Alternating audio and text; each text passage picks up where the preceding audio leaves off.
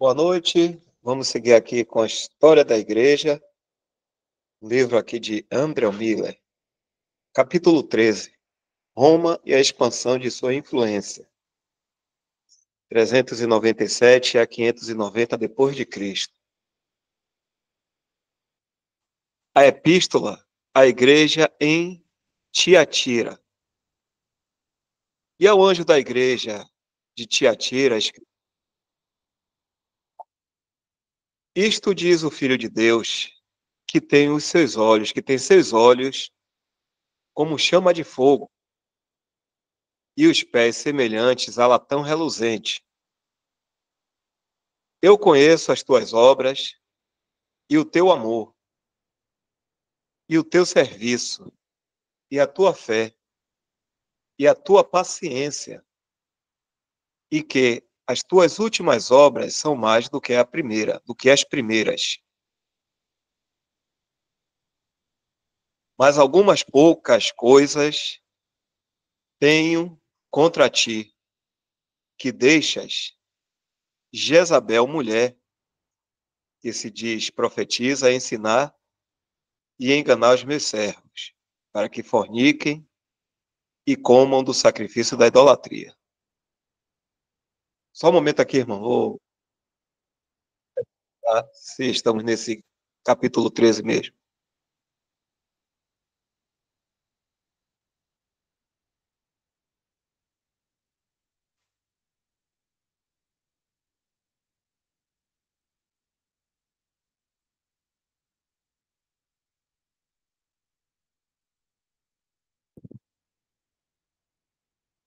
Só um momento.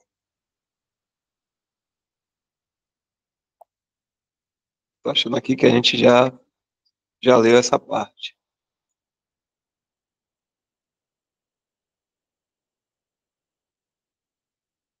Isso. Vamos pular aqui porque a página é 364.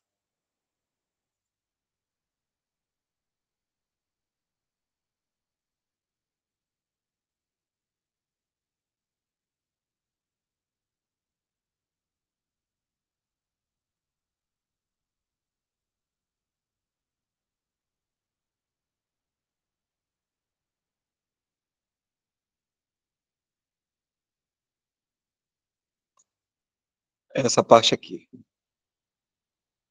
A chegada dos saxões à Inglaterra.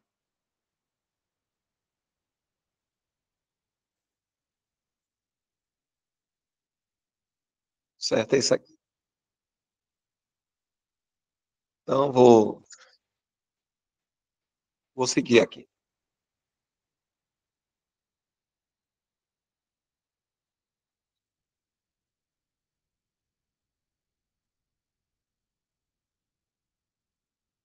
Por volta da metade do século V, os navios saxões chegaram à costa britânica e, sob seus líderes, este e Orza, desembarcaram algumas centenas de guerreiros ferozes e desesperados.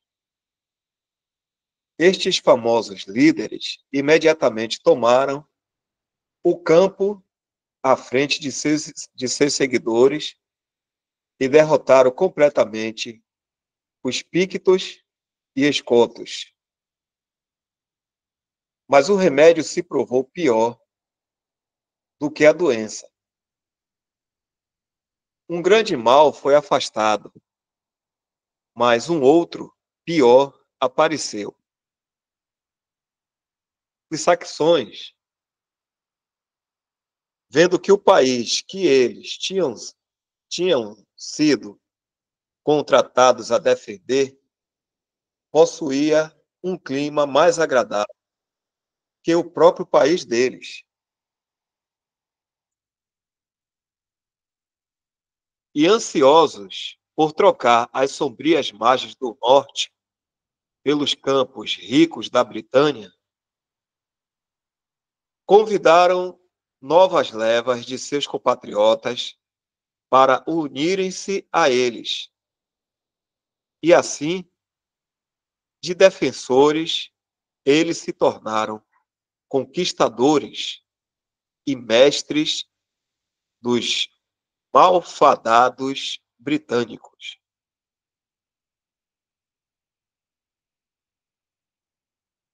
Os anglos e outras tribos se espalharam pelo país. E embora os britânicos não tivessem cedido sem uma luta severa, o poder saxão prevaleceu e reduziu os nativos à completa submissão, ou levou-os a procurar abrigo nas montanhas do país de Gales, na Cornualha e em Cumberland. Muitos emigraram, e alguns se estabeleceram em Armórica,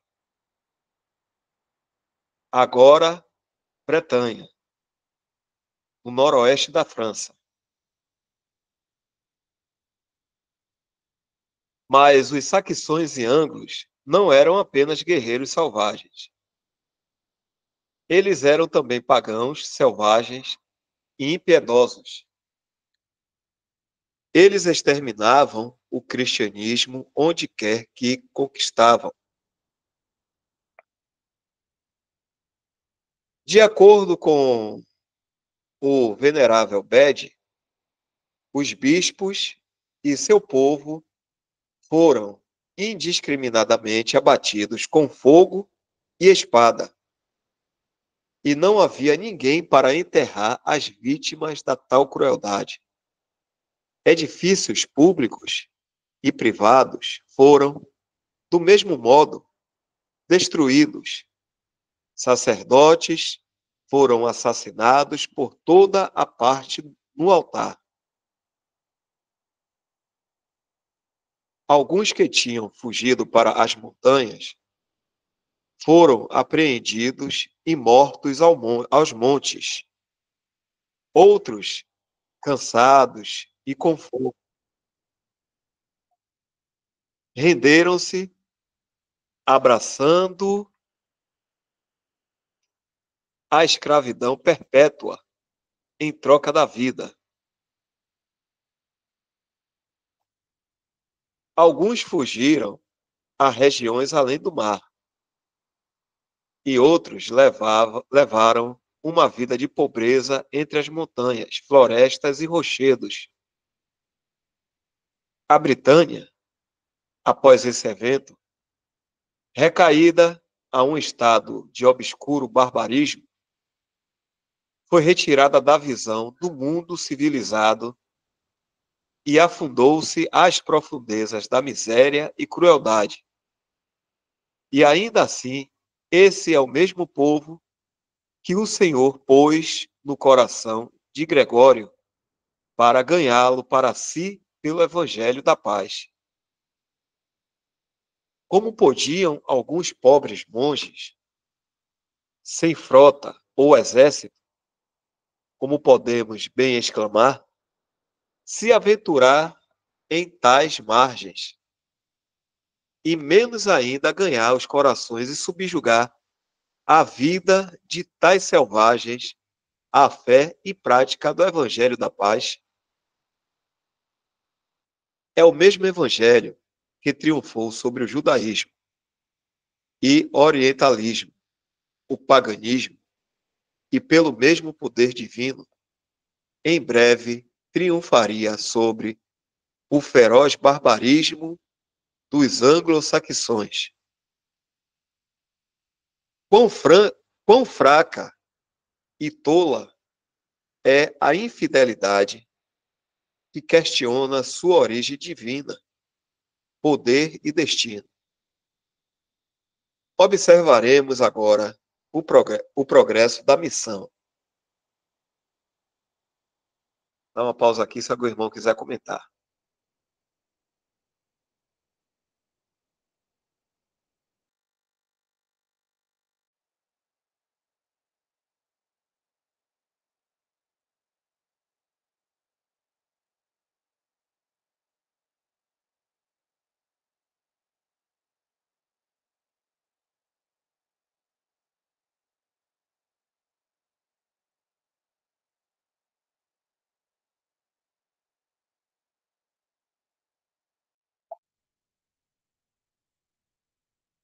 A missão de Agostinho na Inglaterra. No ano 596, e cerca de 150 anos após a chegada dos saxões na Britânia, a famosa missão de Gregório saiu da Itália rumo a essa ilha. Uma companhia de 40 monges missionários, sob a direção de Agostinho, foram enviados para pregar o evangelho aos ignorantes anglo-saxões. Mas, ao ouvir sobre o caráter e hábitos selvagens do povo, e sendo ignorantes de sua língua, eles ficaram seriamente desencorajados e tiveram medo de prosseguir. Agostinho foi enviado de volta pelos outros para suplicar a Gregório que os dispensassem do serviço. Mas ele não era um homem que abandonava uma missão daquele tipo. Ele não a planejou com pressa, mas foi o resultado de muita oração e deliberação. Ele, portanto, os exortou e encorajou a seguir em frente, confiando no Deus vivo e na esperança de ver o fruto de seus labores na eternidade. Ele entregou-lhes cartas de apresentação para bispos e príncipes e lhes garantiu toda assistência em seu poder. Assim, animados, eles prosseguiram a sua viagem e, viajando pelo caminho da França, chegaram na Britânia. Os 41 missionários, tendo desembarcado na ilha de Thanet, anunciaram a Ethelberto, rei de Quente, sua chegada de Roma e sua missão com novas de grande alegria para ele e para seu povo. As circunstâncias favoreceram muito essa marcante missão. Berta, a rainha, filha de Clotário, Clotário I, rei dos francos, era cristã. Seu pai estipulou em seu acordo matrimonial que devia ser permitida a livre profissão do cristianismo, na qual tinha sido educada.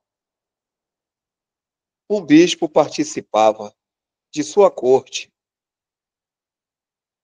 e vários de sua casa eram cristãos. E as cerimônias eram conduzidas de acordo com a forma romana. O Senhor, neste caso, usou uma mulher, como ele fez muitas vezes para a propagação do evangelho entre os pagãos. Estas contrastam favoravelmente com a classe de mulheres Jezabel. Há um contraste aí, né? E preservam a linha prateada da graça de Deus nesses tempos de trevas. Berta era da casa de Clovis e Clotilda.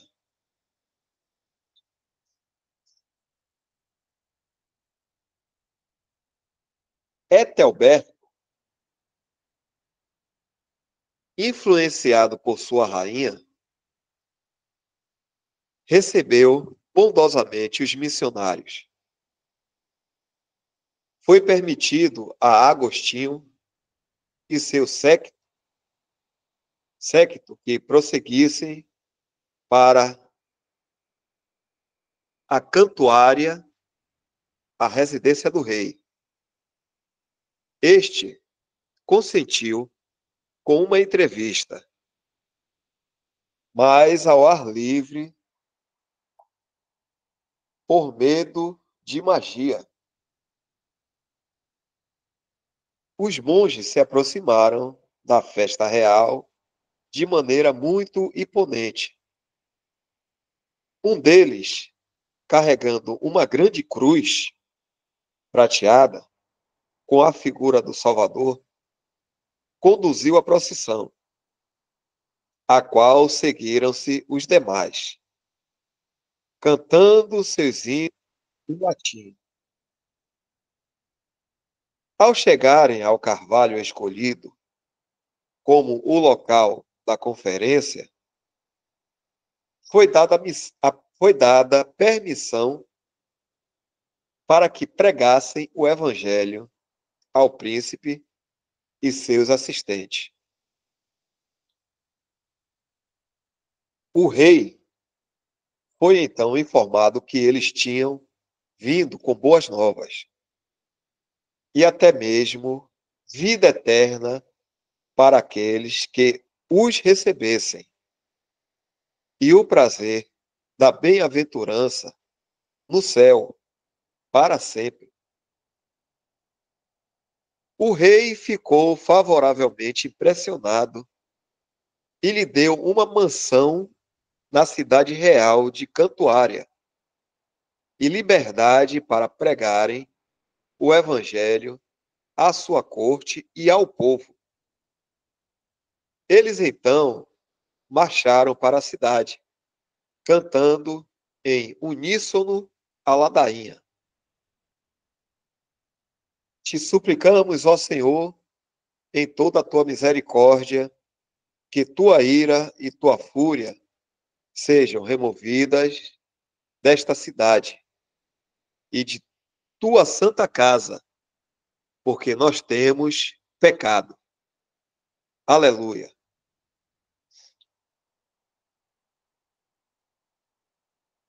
Por esses passos preparatórios, o caminho dos missionários tornou-se simples e fácil. A aprovação do monarca inspirou seus súditos com confiança e abriu seus corações aos mestres. Novos convertidos se multiplicaram rapidamente.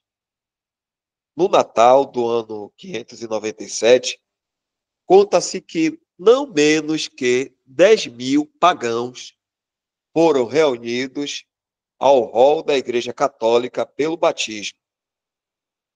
Ethelberto também se submeteu ao batismo e ao cristianismo, na forma romana, tornando-se a religião estabelecida de seu reino. Esta foi a primeira base de Roma, na Inglaterra.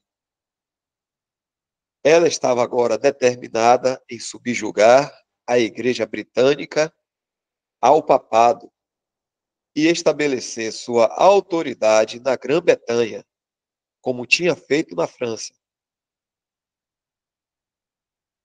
Ela começou a trabalhar da seguinte maneira. Continua no próximo capítulo. Já que se algum irmão quiser comentar. Essa, essa parte aí me lembrou a história de Esther, né? A rainha Esther. E a gente percebe aí como a mulher, né, na posição dela, o Senhor usa de forma graciosa, né? Graciosa no sentido de a graça dele se manifesta no meio a situações que poderiam parecer desfavoráveis, vamos dizer assim, né, ao Evangelho. Aí eu lembrei de Esté, porque essa história de Esté está lá no Antigo Testamento, esses irmãos lerem. A gente vai perceber lá que na história de Esté a gente não vê falar de Deus, né? Só conta ali a história toda, mas a gente vê ali o poder e a graça de Deus sendo manifestado ali para salvar o povo judeu, né, de um extermínio, vamos dizer assim, né? Aqueles que estavam contra o povo judeu ali citaram, vamos dizer assim, o rei para, para matar, né, os judeus que estavam ali, estavam, vamos dizer assim, exilados, né, estavam no exílio, não estavam na sua terra, e alguns inimigos ali dos judeus citaram eles, tipo, citou o rei para matar os judeus, né? E através da ação de Esté e do tio dela, né? Se não me engano, não esqueci o nome do tio dela, mas era o tio de Esté que criou ela, né? Mardoqueu? Acho que é Mardoqueu, eles, né, puderam evitar, né, vou falar assim, eles, né, mas o Senhor, né, através, usando eles como instrumento, puderam evitar que houvesse essa mortandade aí dos judeus, e os judeus fossem mortos, exterminados. E eles puderam, então, até, se não me engano, depois, mais tarde, voltar para a terra de Israel lá, para poder reconstruir o templo e tudo mais. Mas na história de Esther mostra isso, né? Porque Esther se tornou rainha e ali naquela posição dela de rainha, e a gente sabe que é uma posição ali de submissão ao rei, e a posição dada à mulher ali, né? Está submissa ao marido, e que é muitas vezes hoje questionada nessa sociedade moderna, e, e é colocada essa posição da mulher cristã, é colocada hoje na sociedade como se fosse uma coisa inútil, como se fosse uma coisa que não tem valor, que é uma coisa pequena, né? Às vezes a mulher cuidar do seu lar, cuidar dos seus filhos, cuidar da sua casa, né? Como é ensinado lá nas epístolas, né? É tido como uma coisa sem valor.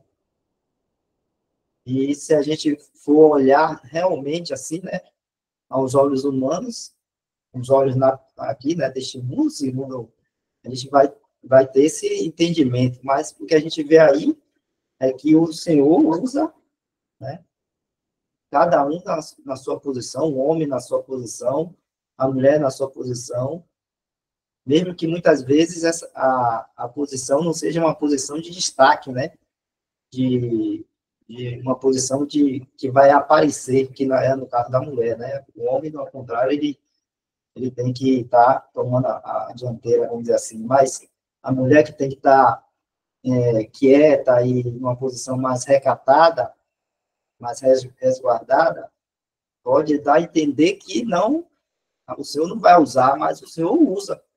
É o que a gente vê aí, né? O Senhor usando aí a, a rainha, né? A esposa desse rei ali, o Etebelto. O nome dela o nome dela tá aí? Não, é a rainha. Se passou aí. O rei Etebelto, né? E a rainha.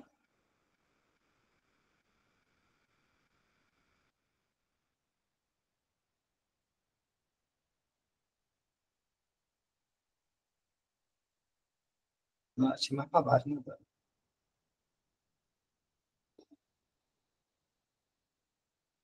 Aí, aí,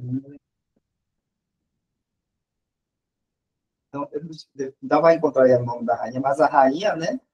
Aí, nesse caso, a Berta, a rainha, filha de Clotário I, rei dos francos, era cristã, ela. Então, ela, aí, no caso dela, para ver o casamento, ela casou com um rei pagão, né? Esse Ethelberto aí, um rei pagão, mas como ela era cristã e o pai dela, o Clotário, um rei dos francos, os francos é lá onde hoje é a França, né? Então, lá já estava já estava cristianizado lá, aquelas áreas lá.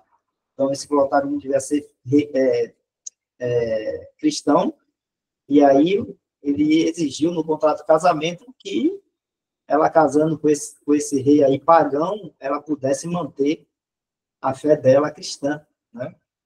Ou seja, e aí, com isso, houve essa abertura para que ela, casada com esse rei pagão, ela pudesse ali estar, ainda assim, tendo um sacerdote, né, que eles colocam ali, né, um sacerdote para estar dirigindo e fazendo os rituais cristãos. Aí, para os irmãos entender que nessa época aí já estava, né, vamos dizer assim, o estabelecimento da Igreja Católica aí, todos aqueles rituais, aquelas coisas já estavam bem, vamos dizer assim, estabelecido, tanto que ela já tinha conseguido conquistar ali a França, vamos dizer assim, e agora a história está indo aí, ela indo conquistar a Bretanha, que hoje a gente conhece como Inglaterra, né, a Grã-Bretanha, aquelas áreas ali. Que já, o cristianismo já tinha chegado lá, né? Não era o cristianismo católico, vamos dizer assim, mas os cristãos, né, já tinham chegado lá, mas foram, vamos dizer assim, massacrados ali pela invasão dos saxões e dos saxões ali. E aí eles abafaram e destruíram praticamente, né, aqueles cristãos ali. Mas aí, de novo, aí o Senhor usa aí de novo esses cristãos, e aí usa também essa rainha aí, né? Para que aquela missão que foi enviada ali pelo Gregório, através do Agostinho ali, quando chegasse lá, tivesse vamos dizer assim, uma abertura ou um bom, fosse recebida, né? E eles pudessem ouvir ali a pregação do Evangelho, vamos dizer assim, a pregação do Evangelho trazida ali para aquele Agostinho e os missionários ali. Então, você vê que, nesse caso aí, quem propiciou isso, a gente sabe que foi Deus, mas aí Deus usando o quê? Deus usando essa rainha aí, que, como ela era cristã, então, vamos dizer assim, amoleceu o coração do marido para que ele pudesse, então, ouvir a pregação do Evangelho, né? Então, por isso que o autor aí fala do fio, o fio prateado da graça de Deus percorrendo a história, né? E para quê? Para que esse fio prateado, né, é Deus agindo em meio a situações muito contrárias, mas Deus agindo para que o evangelho fosse sendo espalhado, fosse levado e chegasse até mesmo a povos pagãos bem cruéis, né, bem idólatras e bem violentos, e esse evangelho conseguisse chegar, alcançar eles ouvissem e fossem, então, assim, fossem convertidos ao evangelho. Então, a gente vê aí esse fio prateado da graça de Deus aí, e o que eu queria destacar é isso, né? Lembra muito a história lá da Rainha Esther. Então, Deus usando uma mulher na sua posição, na posição dela e, claro, na fé dela, mas numa posição que a gente vê que não é de destaque, não foi ela que pregou o evangelho, a rainha Perca, vamos dizer assim, no sentido de falar, mas ela pregou vamos dizer assim, pela atitude dela, né? Ela casou, mas com um contrato ali que ia manter a fé dela, que ela tivesse liberdade de praticar as orações, a leitura da palavra, as coisas, né, as coisas relativas à fé cristã dela, em meio, né, ali ao marido e a toda aquela corte ali, que era tudo pagã. Então, né, a gente vê aí, nessa firmeza aí de fé, vamos dizer assim, o evangelho sendo pregado, não por palavras, mas pela prática. Aí depois, né, quando os missionários chegaram, Agostinho, os missionários ali católicos chegaram e pregaram o evangelho, aí a gente vê aí dizendo que depois esse rei ali, Eutebete, foi batizado, né, e aceitou ali a fé cristã. Então lembra muito isso aqui, a Rainha Esther também, na posição dela, ela teve, Deus usou ela para salvar o povo judeu ali. E aí, nesse caso, Deus usou aí essa rainha e os missionários, claro, para que o evangelho continuasse sendo, fosse pregado e os pagãos ouvissem e se convertessem. Só isso, não.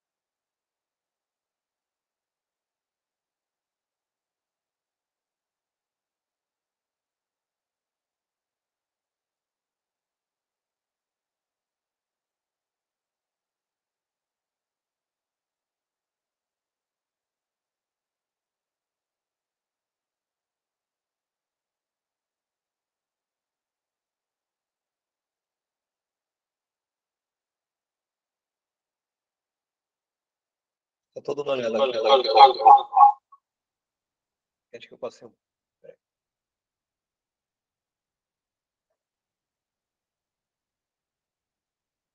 Acho.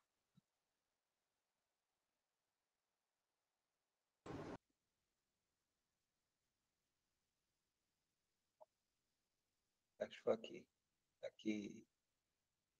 Continua no próximo capítulo. Daí, continua daí. Isso mesmo? Daí. Então, vou lá. A hierarquia católica romana formada na Inglaterra. Gregório, ao ouvir sobre o grande sucesso de Agostinho, enviou-lhe mais missionários, que carregaram com eles um número de livros, incluindo os evangelhos, utensílios cerimoniais, vestimentas, relíquias e o palio que deveria investir Agostinho como arcebispo da Cantuária. Ele também orientou-lhe que consagrasse 12 bispos. Olha como está subindo, hein? A coisa vai aumentando aqui. Consagrasse 12 bispos em sua província. E, caso achasse vantajoso para a propagação da fé, que estabelecesse outro metropolita em York, que deveria então ter autoridade de nominar outros 12 bispos para os distritos nortenhos da ilha. Tais foram os rudimentos da igreja inglesa. A igreja inglesa. E tal era a exagerada impaciência de Gregório pela supremacia eclesiástica, que ele estabelecia um plano de governo para locais antes de terem sido visitados pelos evangelistas. Fogou. Na visão eclesiástica do caso, diz Greenwood, acho que é assim, a igreja anglo-saxônica era a filha genuína de Roma. Mas, além dos limites desse estabelecimento, nenhum direito de parentesco pode ser atribuído a ela dentro das Ilhas Britânicas. Uma numerosa população cristã ainda existia nos distritos nortenhos e ocidentais, cujas tradições não davam apoio à alegação romana de maternidade. O ritual e disciplina das igrejas britânicas, galesas e irlandesas diferiam em muitos pontos daquelas de Roma e dos latinos em geral. Eles celebravam a festa da Páscoa em conformidade com a prática das igrejas orientais e na forma de tonsura, assim como no rito batismal. Eles seguiam o mesmo modelo. Diferenças que, por si só, parecem suficientes para excluir toda a probabilidade de um pedigree puramente latino. Não. Oi. Vamos ver aí esses itens 16 e 17, para a gente entender o que é, né? Tonsura e 17 o que é. Que no caso aí, só para ficar mais esclarecido aí, né? Então, a gente está falando ali da Britânia, que é aquela ilha, ali, as ilhas que formam a Grã-Bretanha hoje, né? Inglaterra, Irlanda, Escócia, né? São essas ilhas ali. E o que a gente está vendo aí é o seguinte, é a disputa, né, do papado por poder e por domínio sobre todos os cristãos ali, né? Então, a Grã-Bretanha, no caso, a Britânia ali, ela já tinha sido cristianizada, já existia uma igreja ali. Então, a gente lembrar a igreja no sentido nosso que a gente entende hoje, ou seja, existia já pessoas cristãs ali naquele local, a igreja da Britânia, vamos dizer assim, a igreja na Britânia.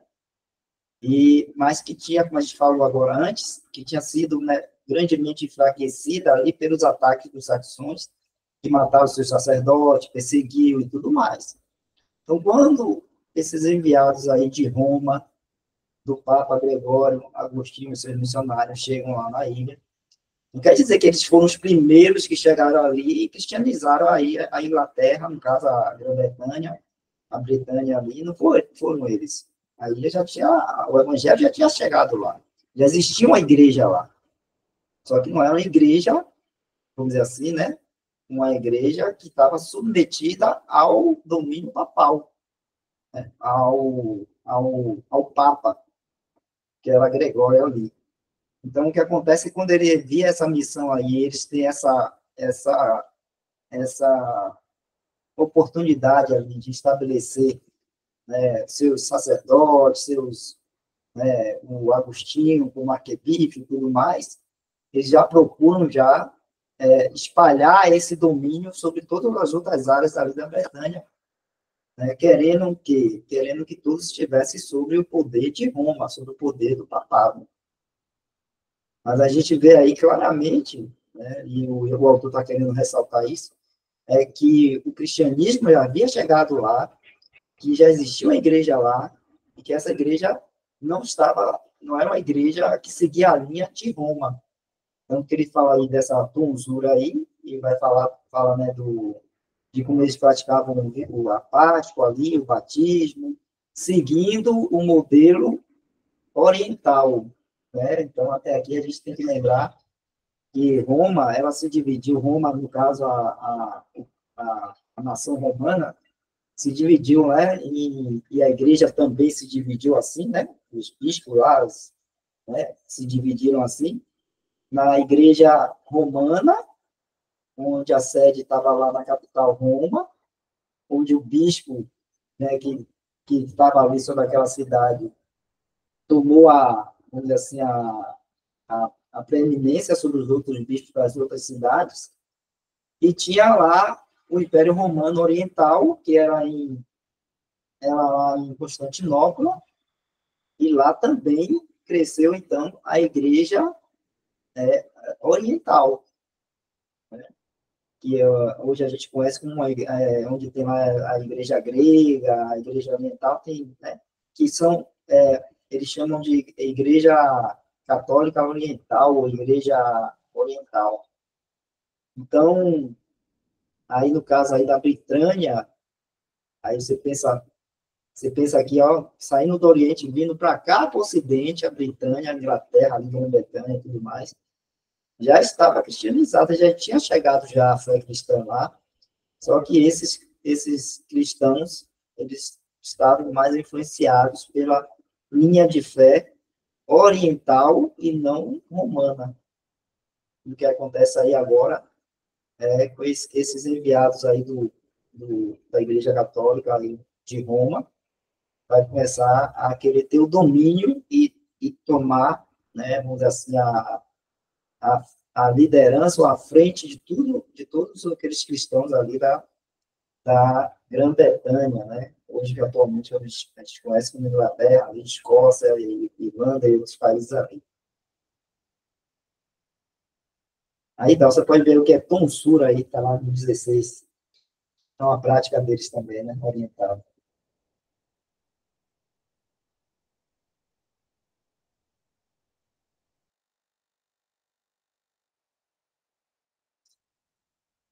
Tonsura aqui, ó. Nota do tradutor. Mas que, peraí. Nota do tradutor. Corte circular. Rente do cabelo na parte mais alta e posterior da cabeça, que se faz nos clérigos. Cecílio ou coroa. Já deram para perceber o que é isso, né? Todo mundo já viu acho que é um padre, alguma coisa assim, com um corte de cabelo assim, né? Tipo a coroa. Fica arredondado aquele negócio assim. E o 17 é Catedra Petri, livro. Acho que é um livro, né? Capítulo 3, página 215. Deixa eu dar uma olhadinha aqui agora. Tonsura.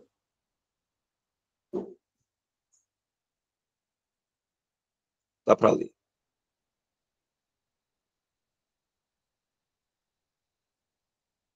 Vamos lá. Páscoa. A tonsura. Peraí, só um momento. Quanto. Aqui, ó. Agostinho, então à frente da hierarquia, composta de 12 bispos, imediatamente fez a ousada tentativa de trazer a antiga Igreja Britânica sob jurisdição romana. Através da influência de Etelberto, ele obteve uma conferência com alguns dos bispos britânicos em um lugar que, naquela época, foi chamado de Carvalho de Agostinho, em Sever.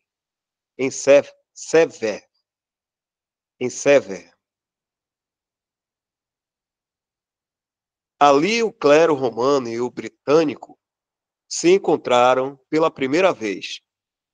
E a primeira e imperiosa exigência de Agostinho foi: reconheçam a autoridade do bispo de Roma. Desejamos amar todos os homens. Eles humildemente responderam: e qualquer coisa que fizermos por vocês, faremos também a este a quem chamam de Papa. Surpresos e indignados com sua recusa, Agostinho os exortou a adotarem os costumes romanos. Quanto à celebração, costume romano, quanto à celebração da Páscoa, a tonsura e a administração do batismo para que uma uniformidade de disciplina e adoração pudesse ser estabelecida na ilha. A isto, eles positivamente se recusaram. Tendo recebido o cristianismo, primeiramente, não de Roma, mas do Oriente, e nunca tendo reconhecido a Igreja Romana como sua mãe, eles viam-se como independentes da sé de Roma. Um segundo e um terceiro concílio foi realizado, mas sem melhores resultados. A Agostinho foi claramente dito que a Igreja Britânica não reconheceria homem algum como supremo na vinha do Senhor. O arcebispo exigiu, argumentou, censurou, realizou milagres, mas tudo sem efeito. Os britânicos eram firmes. Por fim, lhe disseram que eles não podiam se submeter nem à soberba dos romanos, nem à tirania dos saxões. Despertado a irada indignação pela quieta firmeza deles, o zangado sacerdote exclamou: se vocês não receberem os irmãos que lhe trazem paz, vocês receberão inimigos que lhes tragam guerra. Se vocês não se unirem conosco para mostrar aos saxões o caminho da vida, vocês receberão deles o golpe da morte. O arrogante arcebispo retirou-se, e supõe-se que tenha morrido pouco tempo depois, em 605 d.C. Mas sua profecia de mau agouro cumpriu-se logo após sua morte. Edelfrido, um dos reis anglo-saxões, ainda um pagão, juntou um numeroso exército e avançou em direção a Bangor, o centro do cristianismo britânico. Os monges fugiram em grande alarme. Cerca de 1.250 deles se refugiaram em um local afastado, onde concordaram em continuar juntos em oração e jejum. Edelfrido se aproximou e, ao ver um número de homens desarmados, perguntou quem eram. Ao dizer-lhe que eram os monges de Bangor, que tinham vindo a orar pelo sucesso de seus conterrâneos, então ele clamou: embora não tenham armas, estão lutando contra nós. E ordenou e seus soldados que caíssem sobre os monges, e ordenou a seus soldados que caíssem sobre os monges em oração. Cerca de 1.200, conta-se, foram mortos, e apenas 50 escaparam em fuga. Assim o domínio de Roma começou na Inglaterra, o que continuou por quase 1000 anos. Agostinho tinha realmente algo a ver com o assassinato dos monges. Parece difícil dizer. Aqueles que tomam uma forte visão protestante, no caso, afirmam claramente que seus últimos dias foram ocupados em fazer arranjos para o cumprimento de sua própria ameaça. Outros, que tomam uma visão oposta, negam que haja qualquer evidência de que ele influenciou os pagãos para a terrível tragédia. Mas, seja como for, uma suspeita tenebrosa deve sempre pairar sobre a política de Roma. As próprias palavras vingativas de Agostinho e toda a sua história confirmam a suspeita. Tal era a natureza da intolerância Jezabel. Da intolerante, tal era a natureza da intolerante Jezabel. Quando o argumento falhava, ela apelava para a espada. A partir de então, o romanismo caracterizou-se pela arrogância e sangue. A antiga igreja da Britânia, que era limitada aos distritos montanhosos do país de Gales, gradualmente diminuiu e desapareceu. Aqui a gente encerra. Hoje e amanhã a gente continua nessa parte aqui, irmãos. Tirar aqui a gravação.